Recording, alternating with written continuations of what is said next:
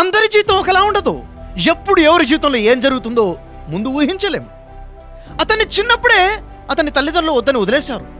అతను చదువుతున్న కాలేజీలో అతనే వద్దనుకుని కాలేజీని వదిలేసి బయటకు వచ్చేసాడు. అతను స్థాపించిన తన కంపెనీలో నుంచే తన వాళ్లే తన్ని కాదని బయటికి గంటేశారు. అయినా తన జీవితం కన్నా ప్రపంచంలో ఉన్న ప్రజల కన్నా 10 సంవత్సరాల ముందుగా ఆలోచించి ఫ్యూచరిస్టిక్ ఇన్నోవేషన్ ప్రొడక్షన్ని తీసుకొచ్చాడు. హీరోలకి ఫ్యాన్స్ ఉంటారేమో, క్రికెట్ ప్లేయర్స్కి ఫ్యాన్స్ ఉంటారేమో. అతను హీరో కాదు, క్రికెట్ ప్లేయర్ కాదు, కానీ అతనికి ప్రపంచవ్యాప్తంగా లక్షలాది మంది యువత ఫాలోవర్స్గా ఉన్నారు. అతనే Steve jobs. World most powerful brand Apple యొక్క ఇన్నోవేటర్. యాపిల్ పేరు వింటే ప్రపంచం గుర్తిస్తుంది. Steve jobs father of digital revolution. Computer ప్రపంచంలో, డిజిటల్ ప్రపంచంలోనే గొప్ప రివల్యూషన్ క్రియేట్ చేసినటువంటి వ్యక్తి అతనే స్టీవ్ జాబ్స్. యాపిల్ ప్రోడక్ట్ ఏదైనా మార్కెట్లోకి వస్తుందంటే డిజిటల్ ప్రపంచంలో సంచలనం సృష్టించబడుతుంది. యాపిల్కి అంత క్రేజ్ ఎలా అంటే స్టీవ్ జాబ్స్ ఉన్న లీడర్షిప్ క్వాలిటీసే యాపిల్ని ప్రపంచంలో అంత గొప్ప స్థాయిని తీసుకొచ్చే విధంగా చేయగలిగింది. 1970వ సంవత్సరంలోనే స్టీవ్ జాబ్స్ ఏమన్నాడో తెలుసా? ప్రపంచంలో ఉన్న ప్రతి ఇంట్లో కూడా పర్సనల్ కంప్యూటర్ వచ్చే విధంగా నేను చేస్తాను అన్నాడు. ఎప్పుడు? 1970వ సంవత్సరంలో. అప్పటి పరిస్థితులు ఏంటి? అది విని ప్రజలంతా ఆశ్చర్యపోయారు. ఇది ఎలాంటి మాట అంటే, ఒకవేళ ఇప్పుడు నేను మీతో అంటున్నాను అనుకోండి, ప్రపంచంలో ప్రతి ఇంట్లోకి ఇప్పుడు ఏ విధంగా అయితే బైక్ ఉందో ఆ విధంగా హెలి డ్రోన్ ఉంటుంది, హెలిప్యాడ్ ఉంటుంది అంటే మీకు ఆశ్చర్యం అనిపించదా? ఇప్పుడు నేను మీతో చెప్తే మనం వాడుతున్న పెన్ అయినా, మనం వాడుతున్న బుక్ అయినా, మనం యూజ్ చేసే పర్స్ అయినా కానీ భవిష్యత్తులో కేవలం మ్యూజియంలోనే ఉంటాయి, దాన్ని చూడాలంటే మ్యూజియంలోకి వెళ్ళాలి. అలా ప్రపంచం మారుతుందంటే ఇప్పుడు మీకు ఆశ్చర్యం అనిపించదా? ప్రతి ఇంట్లో కూడా రోబోట్స్ ఉంటాయి, రోబోట్స్ మనకి సేవ చేస్తుంటాయి. ఇలా ప్రతి ఇంట్లో ఈ సిచ్యువేషన్ వస్తుంది అంటే మీకు ఆశ్చర్యం అనిపించదా? ఈరోజు ఇలా అంటుంటే అంతకన్నా గొప్ప విషయం, తన దగ్గర ఆర్థిక బలము లేదు, తన దగ్గర టెక్నికల్ నాలెడ్జ్ లేదు. అయినా 1970 సంవత్సరంలో ఫ్యూచర్ని ఊహించుకొని ఫ్యూచర్లో ప్రతి ఇంట్లో పర్సనల్ కంప్యూటర్ ఉంటుంది, అలా చేస్తాను నేనని చెప్పేసి ప్రకటించిన వ్యక్తి స్టీవ్ జాబ్స్.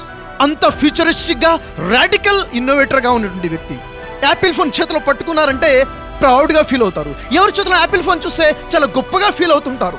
అలాంటి గొప్ప క్రేజ్ని యాపిల్ బ్రాండ్కి తీసుకొచ్చిన స్టీవ్ జాబ్స్ యొక్క జీవితాన్ని మనం చదివినట్లయితే, జీవితాన్ని స్టడీ చేస్తే చాలా గొప్ప విషయాలు తెలుస్తాయి. చాలా గొప్ప లెర్నింగ్ పాయింట్స్ మన లైఫ్లో ఉన్నాయి. చాలా గొప్ప లీడర్షిప్ స్కిల్స్ మన లైఫ్లో మనం చూడగలుగుతాం. స్టీవ్ జాబ్స్ యొక్క పేరెంట్స్ ముస్లిమ్స్.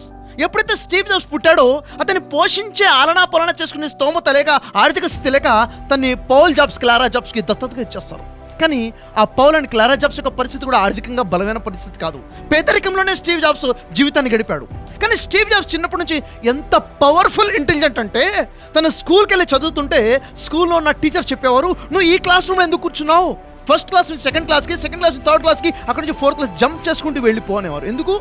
ఈ క్లాస్లో మేము నేర్పించే నాలెడ్జ్ నీకు అవసరం లేదు, నీకున్న నాలెడ్జ్ చాలా ఎక్కువగా ఉందని తన క్లాస్ రూమ్లో ఉన్న టీచర్స్ తన గురించి చెప్పేవారు. అంత పవర్ఫుల్ ఇంటెలిజెంట్గా ఉండేవాడు. ఏదైనా వింటే అంత ఫోకస్గా వినేవాడు. ఏదైనా విషయంలో ఇన్వాల్వ్ అవుతే అంత ఫోకస్గా ఇన్వాల్వ్ అయ్యేవాడు. ఏదైనా ఒక విషయం తనకు చెప్తే దాని తర్వాత ఏంటి అని ఆలోచించాడు, ఫ్యూచర్ గురించి ఆలోచించేవాడు. అదే స్టీవ్ జాబ్స్ యొక్క గొప్పతనం. స్టీవ్ జాబ్స్ యొక్క ఆలోచన విధానం ఎంత ఉన్నతంగా ఉండేదంటే, తన ఎంత హయ్యర్ లెవెల్ ఆఫ్ థింకింగ్ ఉండేదంటే, తను 12 సంవత్సరాల వయసులో ఉన్నప్పుడే స్టీవ్ జాబ్స్ని HP కంపెనీ యొక్క ఫౌండర్ ఇంటర్న్షిప్ కింద అతను ఉంచుకోవడం జరిగింది. అంత గొప్ప స్థాయిలో తను ఆలోచించేవాడు. స్టీవ్ జాబ్స్ యొక్క ఆర్థిక స్థితి, జీవన విధానం ఎలా ఉండేది, ఎంత పేదరికంలో చిన్నప్పుడు గడిపాడు అంటే, కూల్ డ్రింక్స్ తాగి పడేసినటువంటి టిన్స్ ఏవైతే ఉన్నాయో ఆ టిన్స్ వేరుకుని అది అమ్మిన తర్వాత వచ్చిన డబ్బులతో ఆకలి తీర్చుకునే పరిస్థితి నుంచి, అంత పేదరికం నుంచి బయటకు వచ్చాడు స్టీవ్ జాబ్స్. స్టీవ్ జాబ్స్ తన ఎడ్యుకేషన్ కంప్లీట్ అయిన తర్వాత తన చిన్ననాటి ఫ్రెండ్తో పాటు కలిసి కంపెనీని స్టార్ట్ చేశాడు. తన కంపెనీని స్టార్ట్ చేయడం కోసం కూడాను తన దగ్గర పాతబడినట్టు కారు ఉంటే దాన్ని అమ్మేశాడు.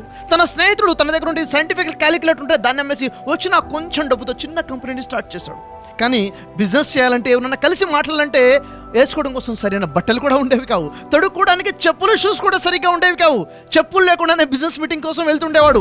అలాంటి స్థితి నుంచి స్టీవ్ జాబ్స్ లైఫ్ స్టార్ట్ అయింది. అలా ఒక్కొక్క అడుగు ఎదుగుతూ ప్రపంచం గుర్తించే స్థాయికి వెళ్ళిన వ్యక్తి, ఆ లీడర్షిప్ క్వాలిటీస్ ఉన్న వ్యక్తి స్టీవ్ జాబ్స్. మరి స్టీవ్ జాబ్స్ యొక్క ఫ్యూచరిస్టిక్ ఆలోచన వల్ల తను తయారు చేసినటువంటి యాపిల్ కంప్యూటర్ని ఎప్పుడైతే అమ్మకానికి పెట్టడం జరిగిందో ప్రజలందరూ దాన్ని చూసి ఇష్టపడ్డారు. ఎంతగా కంప్యూటర్స్ అమ్ముడుపోయాయంటే అమెరికాలోనే టాప్ 500 కంపెనీస్లో 411th ప్లేస్కి స్టీవ్ జాబ్స్ యొక్క కంపెనీ వచ్చి చేరింది. డబ్బు సంపాదించడం మొదలుపెట్టేశాడు. కేవలం 23 సంవత్సరాల వయసులోనే $1 మిలియన్ సంపాదించాడు. ఒక్క సంవత్సరం తిరిగి రాకముందే 24 సంవత్సరాల వయసులోనే $10 మిలియన్ సంపాదించాడు. 25 సంవత్సరాలు వచ్చేసరికి $100 మిలియన్ సంపాదించి రిచెస్ట్ పర్సన్గా నిలిచాడు. ఫోర్బ్స్ ప్రకారంగా యంగెస్ట్ రిచెస్ట్ పర్సన్ యొక్క లిస్ట్లో స్టీవ్ జాబ్స్ పేరు వచ్చేసి నమోదైపోయింది. స్టీవ్ జాబ్స్ యొక్క జీవితంలో ఒక ముఖ్యమైన ఘట్టాన్ని మనం చూడాలి. అదేంటి, ఎప్పుడైతే యాపిల్ కంప్యూటర్స్ని తను స్టార్ట్ చేశాడో, మరి కంపెనీని ఎలా గ్రో చేయాలని ఆలోచించేటప్పుడు తను పెప్సీ కంపెనీ యొక్క CEO జాన్ స్కలీని కలిసి అంటాడు, నువ్వు జీవితాంతం ఈ పంచదార నీళ్ళు అమ్ముకుంటున్న బతకాలనుకుంటున్నావా, లేక ప్రపంచాన్ని మార్చే కంప్యూటర్ రంగంలో అడుగు పెట్టాలనుకుంటున్నావా అని ప్రశ్నించినప్పుడు ఈ మాట వినగానే జాన్ స్కలీ యొక్క గుండెల మీద మాట తగులుతుంది. ఆలోచించడం మొదలు పెడతాడు. అతను జాన్ స్కలీ స్టీవ్ జాబ్స్తో పాటు చేయి కలిపి యాపిల్ కంపెనీలో జాయిన్ అవుతాడు.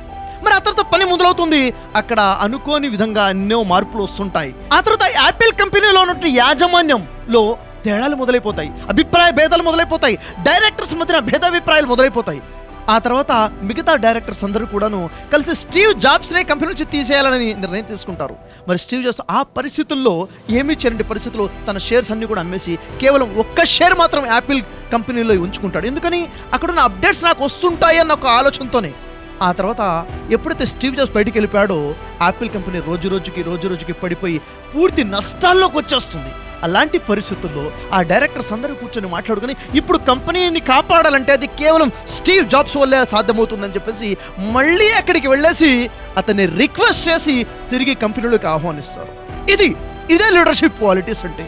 డబ్బుంటే సక్సెస్ అవుతాం అనేది కాదు, ఎక్కువ మంది ఉంటే కలిసి సక్సెస్ అవుతాం అనేది కాదు. లీడర్షిప్ క్వాలిటీస్ ఉండాలి. ఎలాంటి పరిస్థితుల్లో ఎలాంటి నిర్ణయాలు తీసుకోవాలి, ఫ్యూచర్ ఆలోచనలో పెట్టి నిర్ణయాలు తీసుకునే వ్యక్తి కావాలి. అదే స్టీవ్ జాబ్స్ యొక్క గొప్పతనం, లీడర్షిప్ స్కిల్స్. మళ్ళీ ఎప్పుడైతే స్టీవ్ జాబ్స్ అడుగు పెట్టాడో అప్పటి నుంచి యాపిల్ కంపెనీ ఒక్కొక్క అడుగు ముందుకు రావడం మొదలైపోయింది. స్టీవ్ జాబ్స్ తన లైఫ్లో పర్ఫెక్షన్ చాలా ఇష్టపడేవాడు. ఏది చేసినా పర్ఫెక్ట్గా ఉండాలి అనేవాడు. ఎందుకంటే పర్ఫెక్షన్ ఉంటేనే మన ఫ్యూచర్ బాగుంటుందని నమ్మే వ్యక్తే స్టీవ్ జాబ్స్. అతని యొక్క నాన్నగారు ఒక మెకానిక్ గ్యారేజ్లో పనిచేసేవాడు. ఎప్పుడైతే వాళ్ళ నాన్నగారు గ్యారేజ్లో పనిచేస్తుంటారో ఇతను కూడా మిషన్స్ అంటే చాలా ఇష్టం. చిన్నప్పుడు వాళ్ళ నాన్నతో పాటు కలిసి ఉండి అక్కడ మిషన్స్ అవి చూస్తుండేవాడు. ఒకసారి ఏమైందంటే స్టీవ్ జాబ్స్ యొక్క నాన్న ఒక గోడ మీద ఒక ప్లైవుడ్ని అతికిస్తుంటాడు. అతికించేటప్పుడు ఆ చెక్క యొక్క వెనక భాగంలో మంచి క్వాలిటీ ఉన్న గమ్ని పెట్టి అతికిస్తున్నాడు. అది చూసి స్టీవ్ జాబ్స్ అంటాడు, నాన్న ఇంత కాస్ట్లీ ఇంత క్వాలిటీ గమ్ని నువ్వు వెనక అతికిస్తున్నావు కదా, అదంత అవసరమా? వెనక ఏం అతికిచ్చారో, ఏం పెట్టి అతికిచ్చారో ఎవరు చూస్తారు, అదంత అవసరమా అంటే దాని సమాధానంగా వాళ్ళ నాన్నమంటాడో తెలుసా, చూడరా స్టీవ్, మరి అతికించేటప్పుడు ఎంత బెస్ట్ క్వాలిటీ అయితే మనం వాడతామో అంత బెస్ట్గా దీని ఫ్యూచర్ ఉంటుంది. తర్వాత ఎప్పుడు కూడా దీని వెనక ఏముందో తెలిసి చూడాల్సిన అవసరం రాకుండా మనం లోపల పని చేయాలి. దాన్నే పర్ఫెక్షన్ అంటారని నేర్పాడు. ఇదే విషయం స్టీవ్ జాబ్స్ తన జీవితంలో కూడా ఇంప్లిమెంటేషన్లో పెట్టాడు. అదే పర్ఫెక్షన్గా పనిచేయడమే స్టీవ్ జాబ్స్ కూడా ఆలోచన కూడాను. ఒకసారి తన యాపిల్ కంపెనీలో ఒక వ్యక్తి ఫోన్ని ఫిక్స్ చేసేటప్పుడు దాని లోపల ఉన్న బ్యాటరీని కొంచెం క్రాస్గా సెట్ చేస్తున్నాడు. అది చూశాడు స్టీవ్ జాబ్స్. అతనితో అంటాడు, బ్యాటరీ సరిగా పెట్టు అంటాడు. సార్, బ్యాటరీ ఇలా పెట్టినా కానీ కనెక్ట్ అవుతుంది కదా, ఫోన్ పనిచేస్తుంది కదా, లోపల బ్యాటరీ క్రాస్గా ఉందో సరిగ్గా ఉందో ఎవడు తెరిచి చూస్తాడు సార్ అంటే అప్పుడు స్టీవ్ జాబ్స్ అదే అంటాడు, మనం లోపల బ్యాటరీ ఎలా సెట్ చేయాలంటే తర్వాత లోపల ఏముందో తెరిచి చూసే అవసరం కూడా రాకుండా పని చేయాలి, పర్ఫెక్షన్ కావాలి. ఇది స్టీవ్ జాబ్స్ యొక్క సీక్రెట్ ఆఫ్ సక్సెస్లో తన యొక్క నియమం కూడా పర్ఫెక్షన్గా పనిచేయాలి ఏ చేసినా అన్నది తన యొక్క నియమం. స్టీవ్ జాబ్స్ యొక్క లైఫ్ని స్టడీ చేస్తే తను నమ్మే మరొక నియమం ఏంటి, మరొక రూల్ ఏంటంటే లెస్ ఈజ్ మోర్ అనే విషయాన్ని నమ్ముతాడు. లెస్ ఈజ్ మోర్ అంటే ఏంటి, నువ్వు ఎప్పుడైతే తక్కువ విషయాల మీద కొన్ని విషయాల మీద ఫోకస్ చేస్తావో దాని రిజల్ట్ అంత ఎక్కువగా ఉంటుంది అని చెప్పాడు. అంటే నువ్వు ఎప్పుడైతే తక్కువ పనుల మీద ఫోకస్ చేస్తావో ఎక్కువ రిజల్ట్ ఉంటుంది. Less is more. అందుకే చూడండి, తను చేసినటువంటి ప్రతి పనిలో కూడాను లెస్ ఉంటుంది, రిజల్ట్ మోర్గా ఉంటుంది. చివరికి తన రూమ్ని చూసుకున్నా కానీ తన రూమ్లో ఏ ఫర్నిచర్ ఉండేది కాదు, అనవసరమైన ఏ విషయాన్ని కూడా రూమ్లో పెట్టుకునేవాడు కాదు. అవసరమైనటువంటి తప్పనిసరిగా ఉండవలసిన లెస్ వస్తువులు మాత్రమే ఉండేవి. ఎందుకంటే మోర్ పీస్ఫుల్గా ఉంటుందని తన నమ్మకం. తను నాన్ సెన్స్ని ఇష్టపడేవాడు కాదు. సెన్స్ లేని విషయాలని తన దగ్గర ఉంచుకోవడం తనకి ఇష్టం ఉండేది కాదు. చూడండి, ఎప్పుడైతే స్టీవ్ జాబ్స్ని తిరిగి యాపిల్ కంపెనీలోకి ఆహ్వానించారో, నువ్వు ఉంటేనే కంపెనీ నిలబడుతుంది, నువ్వు రావాల్సిందే అని చెప్పి అప్పుడు స్టీవ్ జాబ్స్ యాపిల్లోకి వస్తే పరిస్థితి ఏంటో తెలుసా, దాదాపుగా 350 రకాల ప్రొడక్ట్స్ యాపిల్ కంపెనీలో తయారు చేస్తున్నారు. అది చూసి ఏం చేస్తున్నారు, ఇది నాన్ సెన్స్ అన్నాడు స్టీవ్ జాబ్స్. నేను దీని యొక్క బాధ్యతలు తీసుకోవాలంటే ఇలా ఉండకూడదు ప్రొడక్షన్ అని చెప్పేసి ఆ 300 ప్రొడక్ట్స్ కూడా తీసి పక్కన పడేసి కేవలం 3 ప్రొడక్ట్స్ మీద మాత్రమే ఫోకస్ చేసి ముందుకు తీసుకెళ్ళాడు. This is less is more అనేది తన కాన్సెప్ట్. ఏది చేసినా తక్కువ చేయండి, దాని మీద ఎక్కువ ఫోకస్ చేయండి, రిజల్ట్ చాలా ఎక్కువగా ఉంటుందని చెప్పాడు. 2001 సంవత్సరంలో ఐపాడ్ని క్రియేట్ చేశాడు. అప్పుడు ఎవరైనా పాటను వినాలి, మ్యూజిక్ వినాలంటే అందరి దగ్గర క్యాసెట్లు ఉండేవి. ఒక్కొక్క ఇంట్లో 100 రకాల క్యాసెట్లు ఉండేవి. అలాంటి తరుణంలో రివల్యూషన్ క్రియేట్ చేశాడు, ఐపాడ్ని క్రియేట్ చేశాడు. చిన్న డివైస్ జేబులో పెట్టుకుంటే వేల లక్షల పాటలు వినండి అవకాశం తీసుకొచ్చాడు. 2007 సంవత్సరంలో ఐఫోన్ క్రియేషన్ అయింది. 2010లో ఐపాడ్ని తయారు చేశాడు. ప్రపంచంలో సంచలనాన్ని సృష్టించాడు. లెస్ ఇస్ మోర్ అనేది తన కాన్సెప్ట్. అదే ఈ విషయం మీకు అర్థం అవ్వాలంటే మీరు వేరే ఫోన్ల యొక్క బాక్స్ని చూడండి, యాపిల్ ఫోన్ యొక్క బాక్స్ చూడండి, దాని ప్యాకింగ్ చూడండి, దీని ప్యాకింగ్ చూడండి, దీని యొక్క అడ్వర్టైజ్మెంట్ ఎలా ఉంటుంది, దాని యొక్క అడ్వర్టైజ్మెంట్ ఎలా ఉంటుంది. ప్యాకింగ్ బాక్స్ని చూస్తే బాక్స్ కేవలం వైట్ కలర్లో ఉంటుంది. చిన్న ఎంత అవసరమో అంత ఇమేజ్ మాత్రమే వాడతారు, ఎంత అవసరమో అంత లోగో మాత్రమే వాడతారు. కంటెంట్ ఎంత ఉండాలో అంత కంటెంట్ మాత్రమే ఉంటుంది. లెస్ ఈజ్ మోర్ ఇంప్రెషన్ అన్నది తన పనుల్లో తను చూపిస్తుంటాడు. ఎక్కువ కలర్స్ ఉండవు, సింపుల్సిటీ ఉంటుంది. సింపుల్సిటీని నమ్ముతాడు, దాన్ని మాత్రం క్రియేటివ్గా ఆలోచిస్తాడు. ఏది అవసరమో దాన్ని మాత్రం వదిలిపెట్టాడు. తను తిరిగి యాపిల్ కంపెనీలోకి వచ్చినప్పుడు యాపిల్ కంపెనీలో ల్యాప్టాప్ గురించి అడ్వర్టైజ్మెంట్ జరుగుతుంది. ఎలాంటి అడ్వర్టైజ్మెంట్ అంటే ల్యాప్టాప్ ఇమేజ్ చేసేసి దాని నుంచి అడ్వర్టైజ్మెంట్ ఇలా చేస్తారు, super fast, super light, Pentium 5 processor, 3 grade colour అని చెప్పేసి రకరకాల అడ్వర్టైజ్మెంట్ ఇస్తున్నారు. అంటే ఈ ల్యాప్టాప్లో ఇది ఉంది అని చెప్పేసి అది అని చూసి అదే అంటాడు, ఏంటి నాన్సెన్స్, ఇన్ని విషయాలు చెప్తే చూసేవాడికి ఏమర్థం అవుతుంది, ఏ విషయం గుర్తుంటుంది, ఏ విషయం గుర్తుండదు.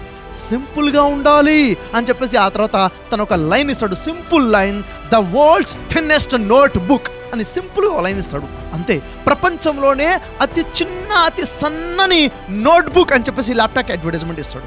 ఇది తను నమ్మిన సిద్ధాంతం. తక్కువ చేయండి, ఫోకస్గా చేయండి, క్వాలిటీగా చేయండి. ఎక్కువ పనులు చేయడం వల్ల రిజల్ట్ ఎక్కువ రాదు, తక్కువ పనులు ఫోకస్గా చేయడం వల్లనే రిజల్ట్ వస్తుందని నమ్మే వ్యక్తి స్టీవ్ జాబ్స్.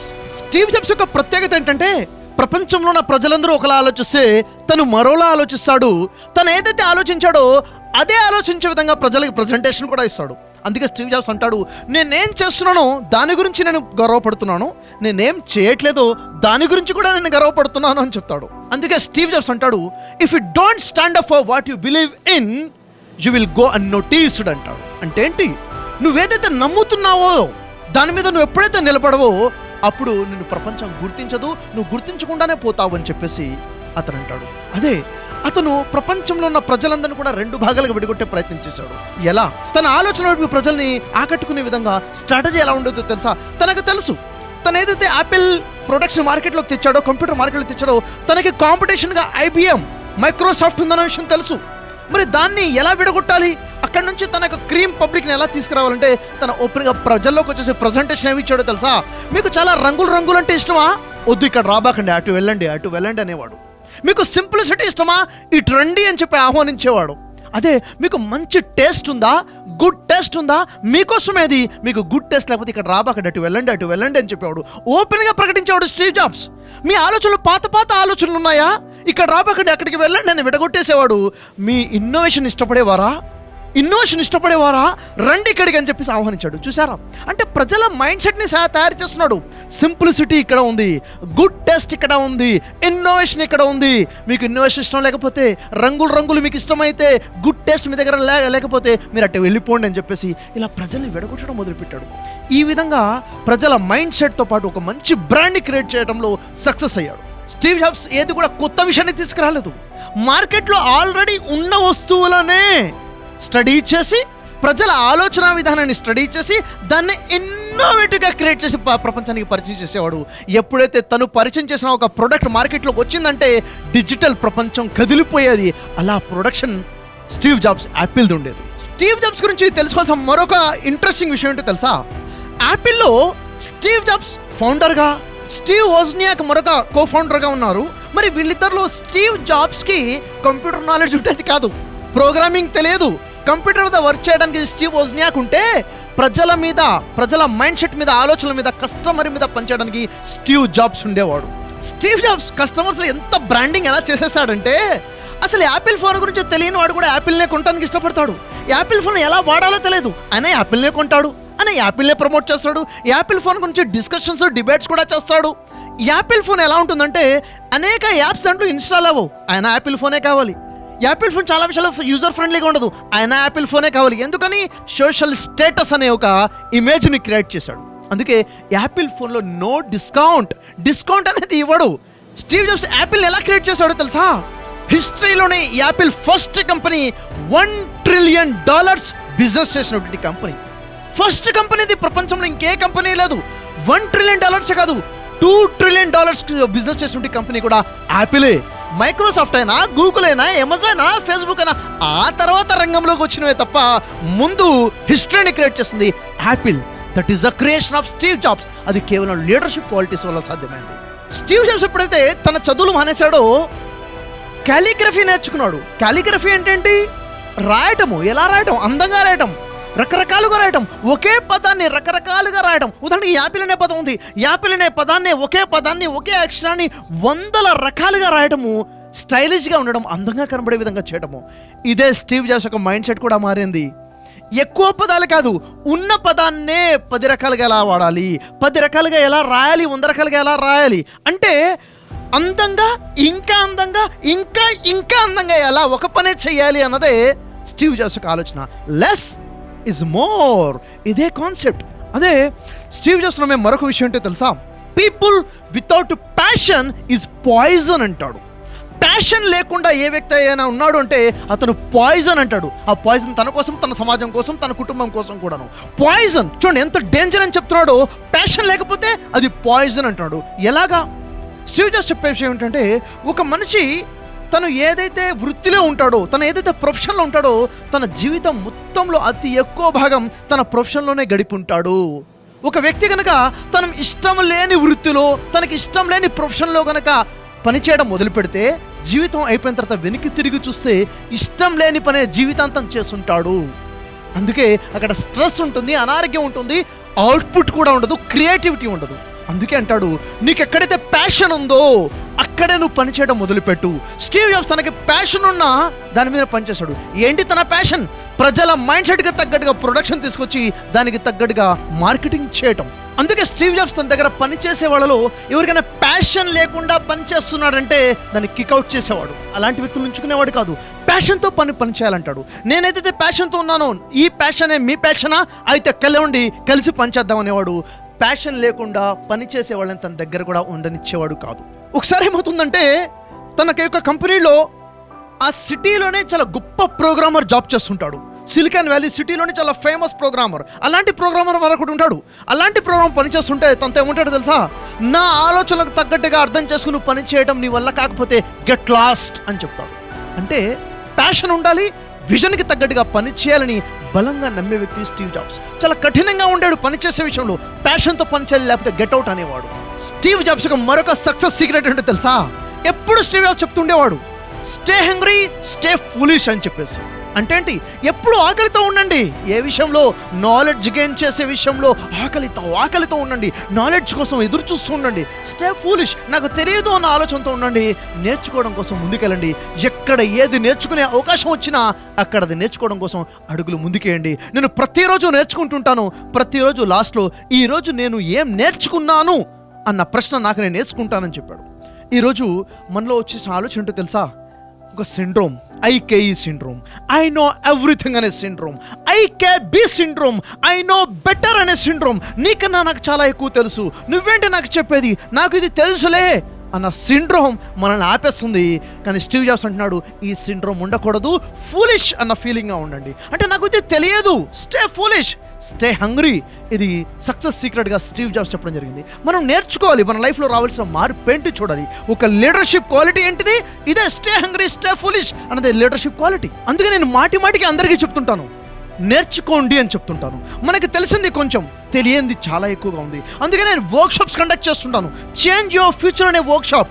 లైఫ్ని ఎలా అర్థం చేసుకోవాలి, రిలేషన్స్ ఎలా అర్థం చేసుకోవాలి, విజన్ క్లారిటీగా ఎలా ఉండాలి, ఎలాంటి డిసిషన్ తీసుకోవాలి, నేర్చుకోవాలి.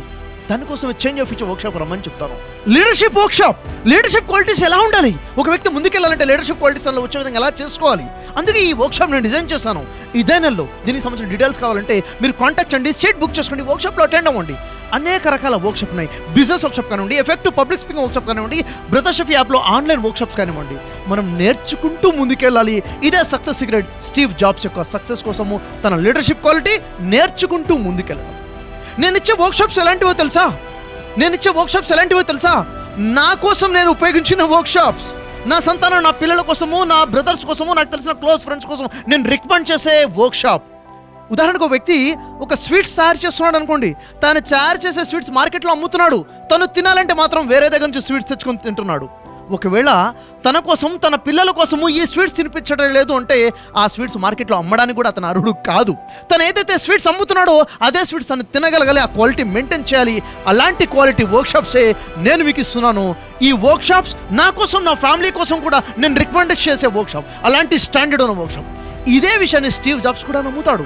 ఏంటి, నేను ఏదైతే ప్రోడక్ట్ మార్కెట్లోకి ఇస్తున్నానో అదే ప్రోడక్ట్ నేను యూస్ చేస్తాను. యాపిల్ ప్రోడక్ట్ తప్ప వేరే ప్రోడక్ట్ని స్టీవ్ జాబ్స్ కూడా వాడడు. ఇది లీడర్షిప్ క్వాలిటీ. ఇలా ఒక సక్సెస్ఫుల్ పర్సన్ యొక్క ఎవరి జీవితాన్ని మనం చూస్తే అతని జీవితంలో నేర్చుకోవాల్సిందేంటో చూసుకోవాలి. ఒక పుస్తకాన్ని చదువు నేర్చుకోవడమే కాదు, ఒక జీవితాన్ని కూడా చదవాలి. అతని సీక్రెట్స్ ఆఫ్ సక్సెస్ అంటే చూడాలి, నేర్చుకోవాలి. అందుకోసం ఈ బయోగ్రఫీ మీకు అందించే ప్రయత్నం నేను చేస్తున్నాను. ఇంకా ఏ సక్సెస్ఫుల్ పర్సన్ గురించి మీరు తెలుసుకోవాలనుకున్నారో మీ కామెంట్ బాక్స్లో కామెంట్ చేయండి. ఎక్కువ కామెంట్స్ ఏ పేరైతే రికమెండ్ చేస్తారో ఆ సక్సెస్ఫుల్ పర్సన్ యొక్క గురించి నేను బయోగ్రఫీ ఇచ్చే ప్రయత్నం చేస్తాను. మీ అందరిని ఆహ్వానిస్తున్నాను. నేర్చుకుంటూ ఉందాం, ఎదుగుతూ ఉందాం. Learning is earning. Thank you very much. మరి ఇలాంటి లీడర్షిప్ క్వాలిటీస్ మనలో రావాలని చెప్పేసి 2 days వర్క్షాప్ కండక్ట్ చేయడం జరుగుతుంది. 15th and 16th ఆగస్ట్ నెలలో హైదరాబాద్ రామోజీ ఫిల్మ్ సిటీలో లీడర్షిప్ క్వాలిటీస్ యూనిక్ వర్క్షాప్. నిజంగా మీరు ఊహించిన దానికన్నా 100 రెట్లు అద్భుతంగా ఉండబోయే వర్క్షాప్, 2 days వర్క్షాప్. వెంటనే సీట్ బుక్ చేసుకోండి. చాలామంది నా వీడియోస్ కింద కామెంట్ చేస్తుంటారు. కామెంట్స్ నేను చదువుతుంటాను. మీరు చేసే కామెంట్సే నాకు ఇన్స్పిరేషన్. మీలో వచ్చే మార్పు, మీలో వచ్చే ట్రాన్స్ఫర్మేషన్, మీరు పొందే సక్సెసే నాకు ఒక ఇన్స్పిరేషన్గా ఉంది. మీరు చేసే కామెంట్స్ నేను చదువుతుంటే కొంతమందికి చేస్తున్న కామెంట్స్ ఏంటంటే, బ్రదర్ షఫీ గారు మీరు వర్క్షాప్ ఏదైతే కండక్ట్ చేస్తున్నారో అది నేను అటెండ్ అవ్వడం కష్టంగా ఉంది, ఎందుకంటే అంత డబ్బు నేను పే చేయలేను అంటున్నారు. చాలా ఎక్కువ ఫీజు ఉంటుంది వర్క్షాప్కి అని చెప్తున్నారు. అలాంటి వారి కోసమే శుభవార్త.